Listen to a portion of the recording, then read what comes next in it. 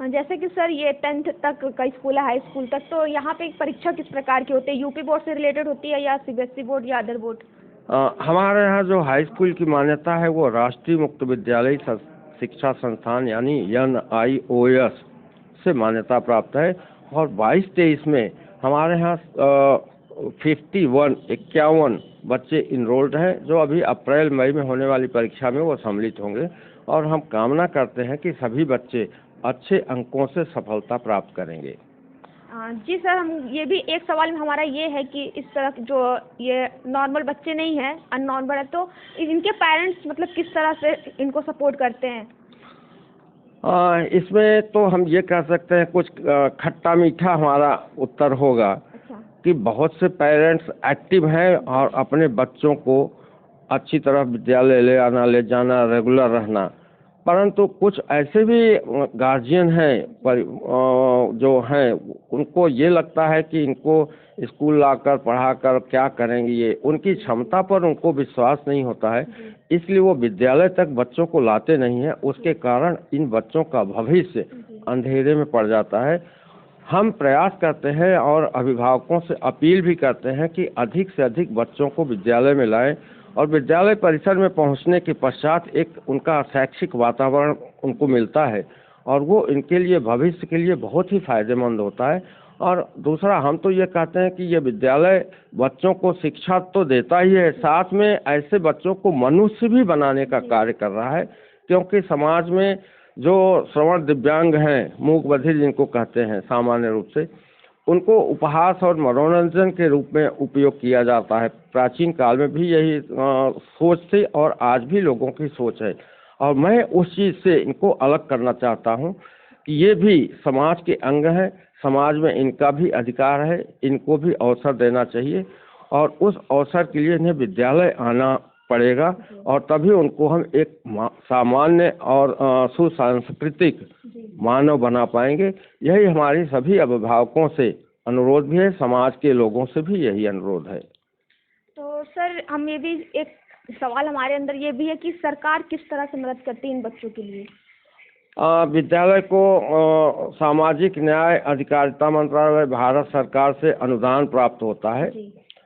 वो अनुदान से हमारी व्यवस्था तो कुछ ठीक हो जाती है, परंतु जो विद्यालय की आवश्यकता है, विद्यालय की जो रिक्वायरमेंट है, जैसे कि बच्चों की संख्या है, उसके अनुसार हमारा पूरा व्यवस्था जो वित्तीय व्यवस्था है वो उसमें समस्या आती है। तो हम समाज के लोगों को, जो क्लब्स हैं, संस्थाएं हैं, ऐसे लोगों को जोड़कर उनसे कुछ हम मदद कर लेते हैं।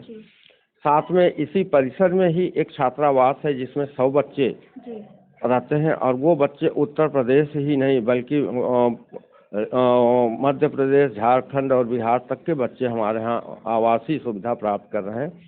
परंतु हमें और ज़्यादा वित्तीय सहायता की ज़रूरत है और मैं जन सामान्य से और जो ऐसे लोग हैं जो पूंजीपति हैं, जो उद्योगपति हैं, उनको भी मैं ये उनसे भी निवेदन करूंगा कि विद्यालय को देखें और विद्यालय का ढांचा, विद्यालय के कार्य, उद्देश्य की प्राप्ति को देखें और विद्यालय के सहयोग में अपना योगदान दें और इन बच्चों के भविष्य निर्माण में भी अपना योगदान दें।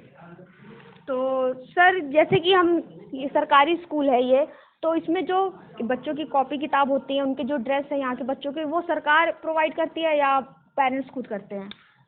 ये सरकारी विद्यालय नहीं है बल्कि नॉन गवर्नमेंट ऑर्गेनाइजेशन है जिसको NGO कहा जाता है, शैक्षिक संस्थान है और ये प्रबंध समिति द्वारा संचालित होता है।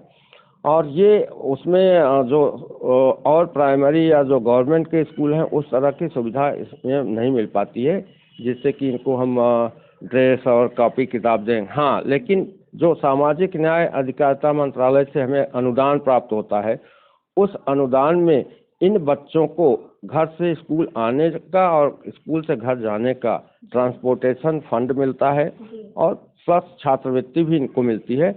उसी में इन्हें अपना ड्रेस और कॉपी किताब और आने जाने की व्यवस्था या यात्रा भत्ता भी इन्हें उस सरकार द्वारा दिया जाता है। और हमें जब भी प्राप्त होता है तो हम छात्रों के खाते में, इसलिए सब बच्चों का हमने खाता खुलवा रखा है और उस खाते में हम उनका जो छात्रवृत्ति होती है, जो यात्रा भत्ता होता है, उसमें हम डालते हैं। चलिए ठीक है सर, आपसे बातचीत करके हमें बहुत अच्छा लगा और एक बार फिर से धन्यवाद हमारे टॉक शो से जुड़ने के लिए। Thank you sir. Thank you, thank you. तो जैसा कि आप लोग ने देखा, हमने विद्यालय के प्रिंसिपल से बातचीत की। उन्होंने हमें यहाँ की चीज़ें बताई, यहाँ पे किस तरह से बच्चों को पढ़ाया जाता है और यहाँ की जो बच्चे की पुस्तक, ड्रेस कैसे होती है, कैसे प्रोवाइड होती है, उस सारे चर्चा पे हमने इनसे बात की और इन्होंने हमें जवाब भी दिया। तो इसी के साथ हम आपको दूसरी वीडियो में मिलते हैं। धन्यवाद सर।